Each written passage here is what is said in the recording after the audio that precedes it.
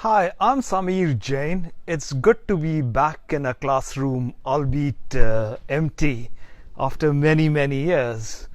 This great institution, as well as others of its ilk, have been in the news these days for the wrong reasons. In states that have banned affirmative action in college admissions in the past, prominent public universities have tended to enroll fewer black and Hispanic freshmen, and supporters argue that affirmative action is necessary to ensure racial and gender diversity in education, in employment, and critics state that it is unfair and it causes reverse discrimination. And that issue really is at the heart of what's happening in these suits that have been brought forth by minority groups against Harvard University.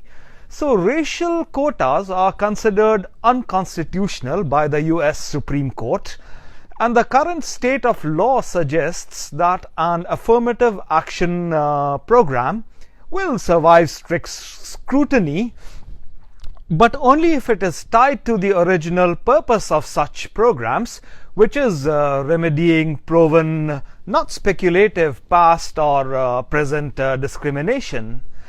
And conversely, racial diversity, now that's a laudable goal, none of us will disagree with this, will have to be achieved by means other than affirmative action. If you've read the US Constitution, it says that no state shall deny to any person within its jurisdiction the equal protection of the laws. Yet many state universities give substantial preference to certain races in their admissions decision, and not just state universities, even Ivies.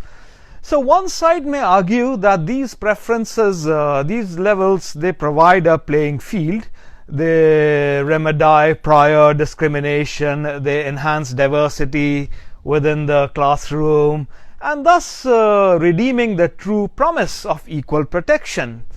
But the other side often says that these preferences in favor of some races at the expense of others are racial discrimination, pure and simple, and the precise evil that equal protection clause was intended to forbid.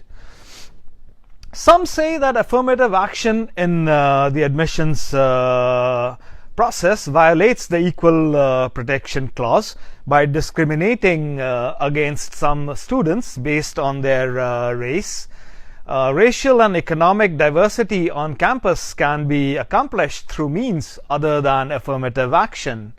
And affirmative action hurts its intended beneficiaries by creating an academic mismatch between some students and universities. But others say that affirmative action safeguards equal protection in university admissions by countering disparities of access and a legacy of past discrimination. To say that laws designed to subjugate a race and laws designed to distribute benefits to a race are equivalent, I think assumes that our society is post-racial, which it clearly is not. So everyone's educational experience is of course enhanced when there is diversity in classrooms. No one is going to argue against that, but I think there is some legitimate basis to argue that purposefully building that into the admissions process and discriminating against meritocracy has its reasons too. Thank you so much for listening in. Bye bye.